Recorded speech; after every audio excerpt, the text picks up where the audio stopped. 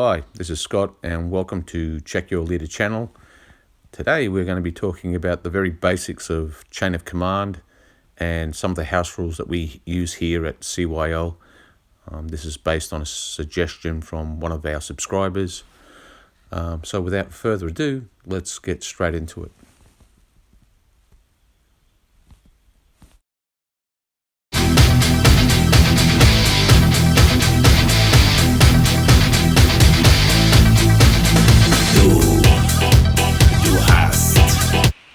So what is chain of command? Chain of command is a set of rules for World War II combat at the platoon level. So it's a platoon level game, and it uses a fairly unique kind of command and control system where you roll dice to activate your platoons or to get your platoons to do things. Now, there are three types of troops in chain of command, or three types of platoons, essentially. And I'm talking in the macro here. The types of platoons you could have are green platoons, regular platoons, and elite platoons. So, if you have a green platoon, you would roll 4 dice to activate them. If you have a regular platoon, you would roll 5 dice to activate them. And if you have an elite platoon, you would roll 6 dice, but the 6th dice would be a different color, so something distinctly different from the rest of the dice. And the idea is that you roll these dice, and based on the dice scores that you get, that dictates what within your platoon you can activate.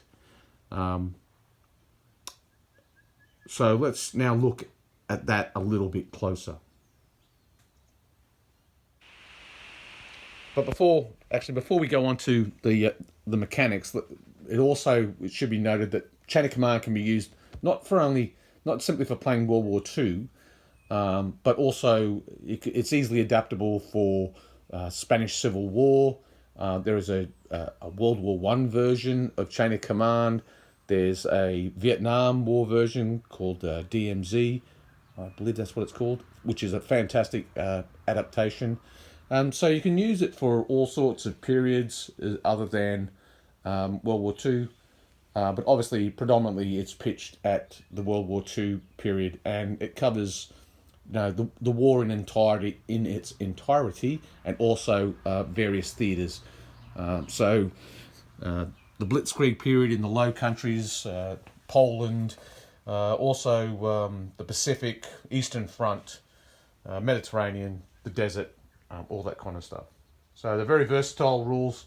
I'm a veteran myself of 32 years in the military, and as far as I'm concerned, they're fantastic. There's probably no other set of rules that come close, in my opinion. But of course, that's just my opinion, and we know what they say about opinions. All right, now, the other thing I should mention is also I'm not going to go into the real nitty-gritty of the rules. There are plenty of videos out there that you can find that will explain how specifically how the rules are played. Two Fat Lardies have their own channel. I highly recommend you subscribe to that. There are play-by-play, phase-by-phase, turn-by-turn tutorials that you can look at. I'm only going to talk about the very basics, essentially what the dice enable you to do playing chain of command. That's basically it. So now let's look at those details in regards to the basics of the rules and the command dice and how they work. Well, at the start of each turn or phase of chain of command, the player that controls his platoon will roll his dice. Let's say we're talking about a regular squad here, so we're going to roll 5 dice. So I roll 5 dice, and as you can see, as a consequence of that, I've got 3 6s, a 4, and a 3. Okay, so what does all this mean? First of all, let's look at what a 6 does. A 6 is a phasing dice. If I roll 1 6, it just means that in the next iteration of the game, the next phase, my opponent will have his phase. So 1d6 rolled, and I have to yield the next phase to my opponent. If I roll a 5,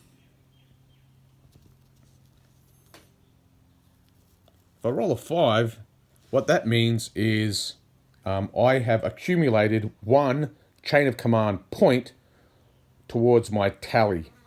You can record that simply by using another dice. And if I have 1 5, I would turn my big dice to 1. If I had 2 5s, I would turn my big dice to 2. So on and so forth. And I'm aiming to accumulate 6 chain of command points. And once I have 6 chain of command points, I gain a chain of command dice. Okay, which is different from the just the standard dice that I'm rolling. This is a chain of command dice. And more on that in a moment. What if I roll a 4? Well, if I roll a 4, that means I can activate a senior leader. So in my platoon, I might have a platoon commander or a platoon sergeant. I might have 1 or 2 of these guys. In this case, let's just assume I've got 1, which means if I've rolled a 4, I can activate him. And so he can do all sorts of funky things. He has 3 command initiatives, so he could tell 3 different teams or sections to do something. So that's what a 4 gives me.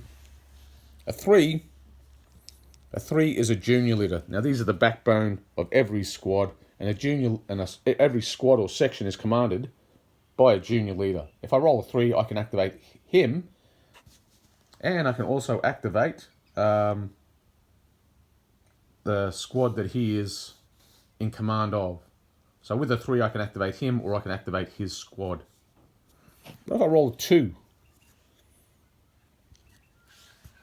Well, if I roll a 2, that means I can activate the squad, but not necessarily the junior leader. So he's part of the squad, so he would be activated, but I can't do the special things that this chap being activated would permit me to do.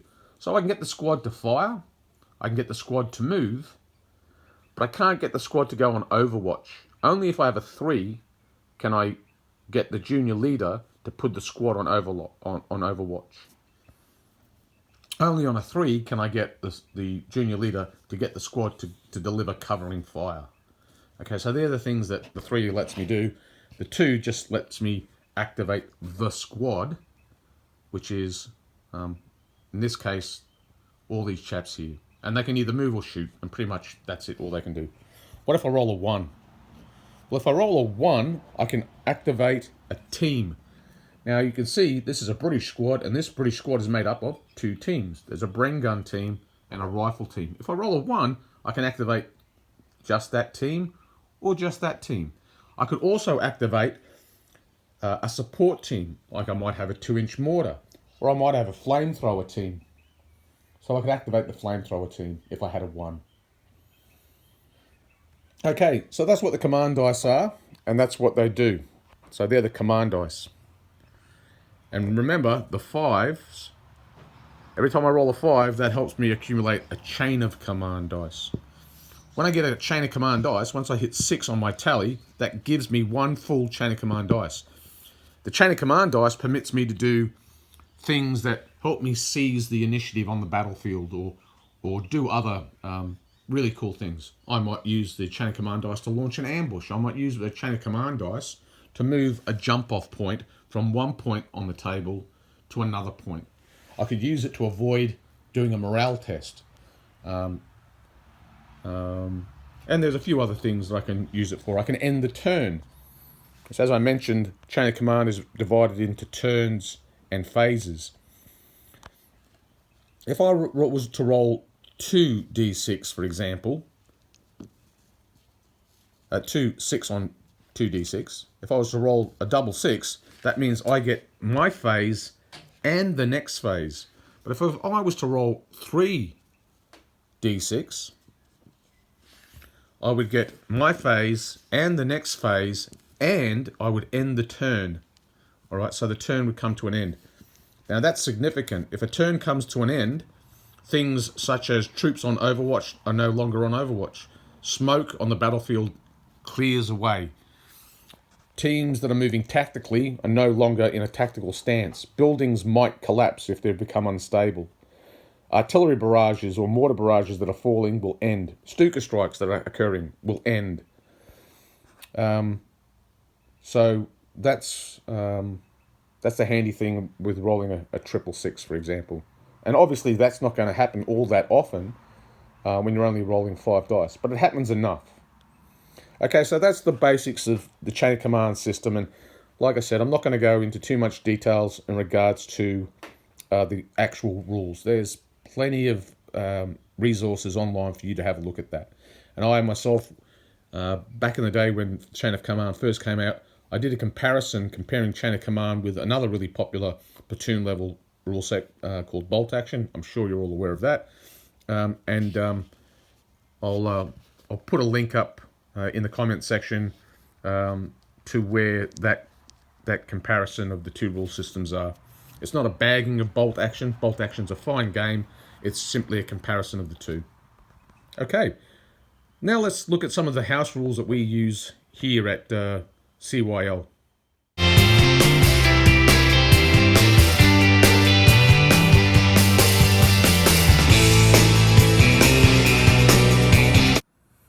Okay, so here are some of the house rules that I've come up with here at the Check Your Leader channel.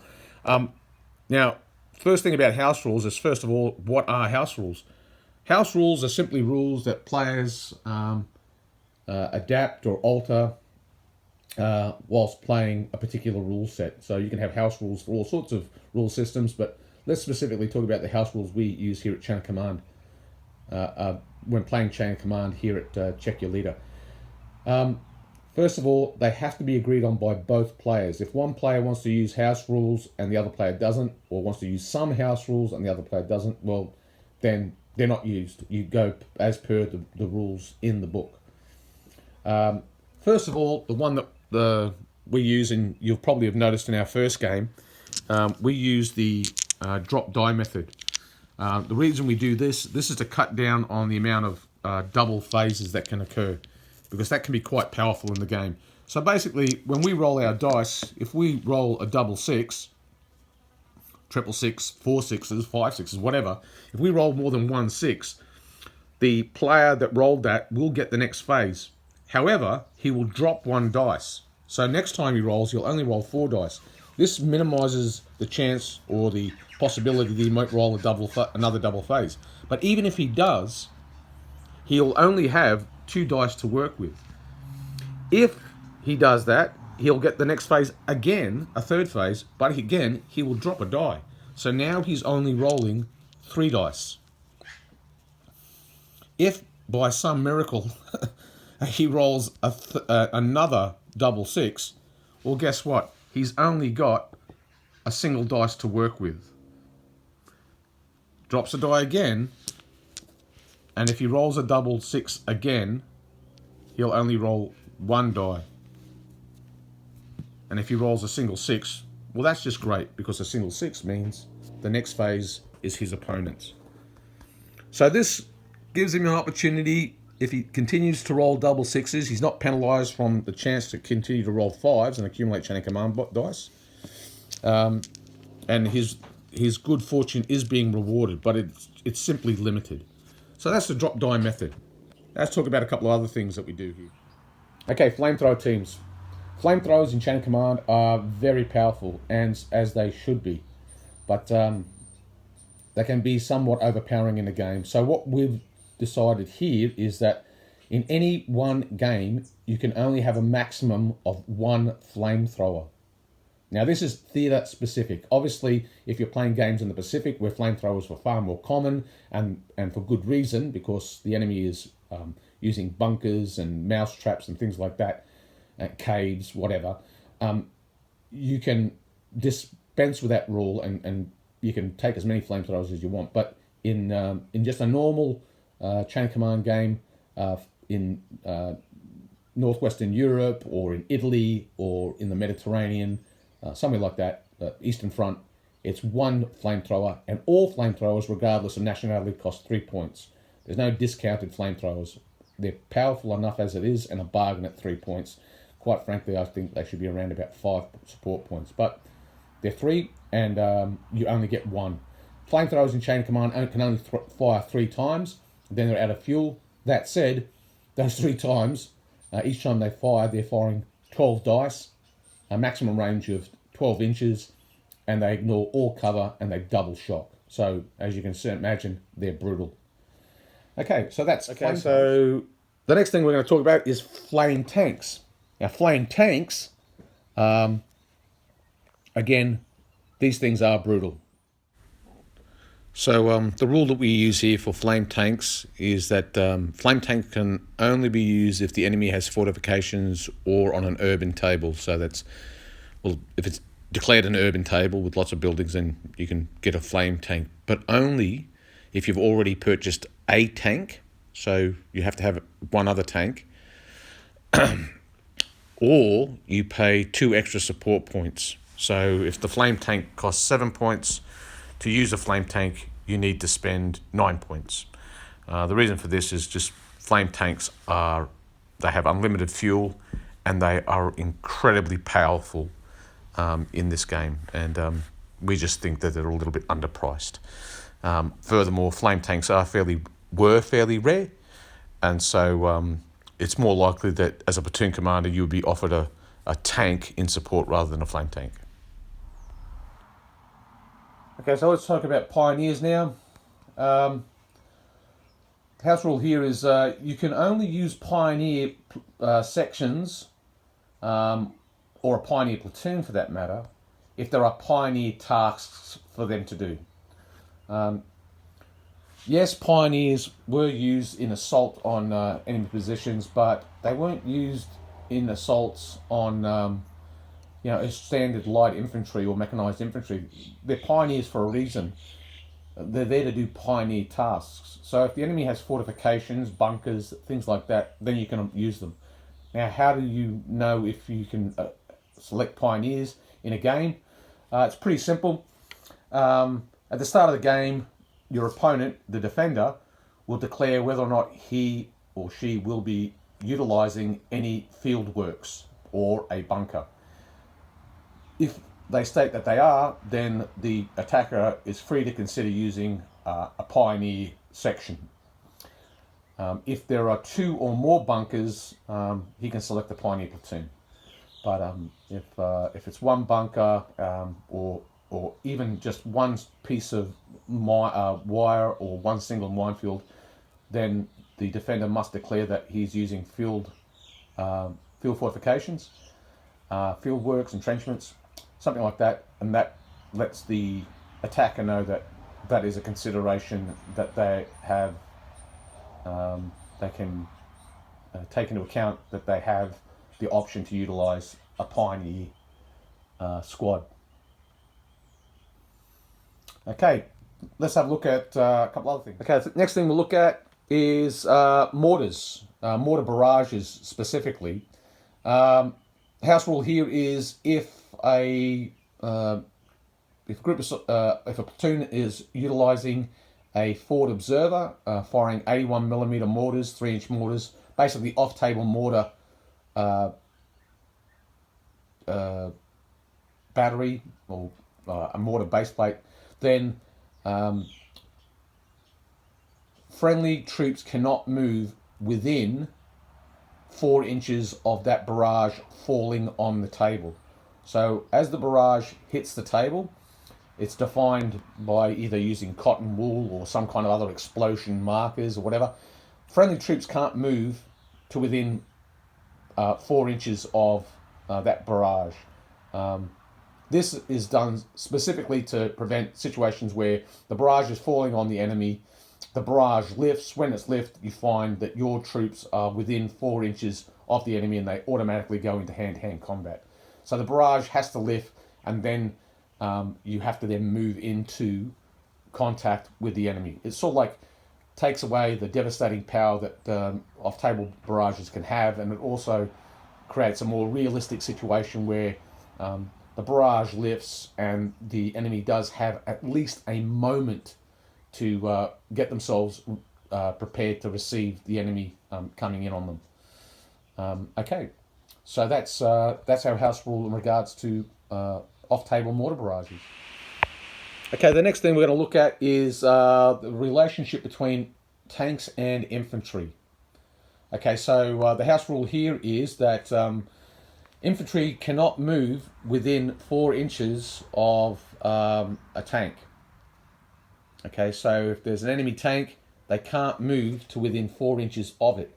The tank is free to go as close to the infantry as they want. They can attempt to overrun the tank, but infantry can't move within 4 inches of a tank, so they can't move towards the tank unless they're a tank hunting team or a bazooka team, a Panzerfaust team, a Piat team, something like that, or infantry with a satchel charge or a Molotov cocktail or something that can be used to destroy the tank.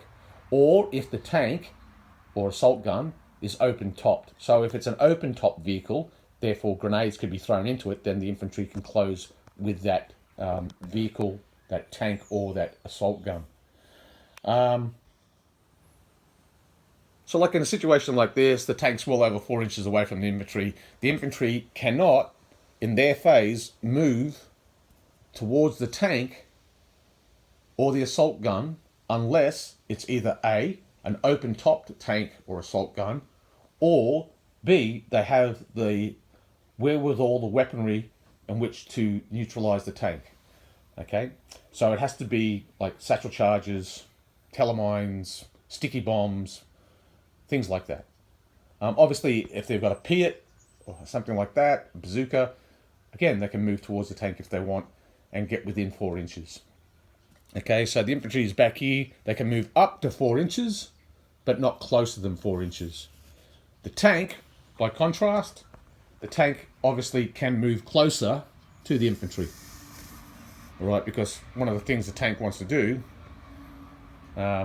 is quite simply overrun the infantry and crush them. Okay, so that's the relationship between tanks and infantry. I do have an obscure house rule where I permit leaders, if they have all their grenades still, if they haven't used them, to do an heroic attack on the tank. And the 2 grenades that they normally would harry, I simply state that it's now been bundled, so it's a grenade bundle, and they're attacking it. And then you can decide for yourself what you think an appropriate AP strike on a tank with a grenade bundle is. I'm thinking something like an AP strike of 4 or something like that. But that's a house rule I'm just toying with at the moment, where it permits leaders to be heroic and assault a tank, because it's that makes it quite narrative, and I like that. So that's some of the house rules that we use here. If there are any more, I'll mention them in any follow-up videos. But that's basically they're the main ones.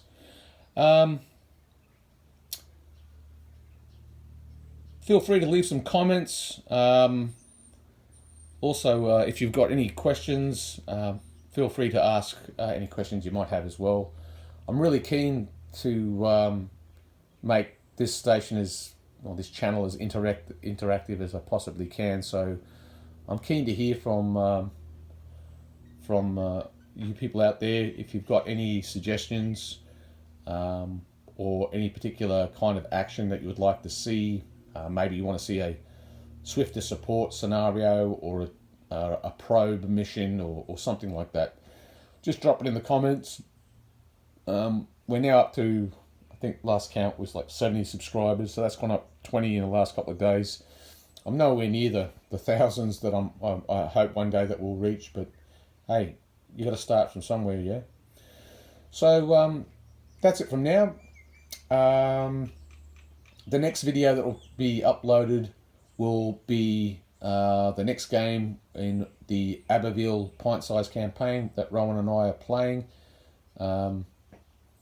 And then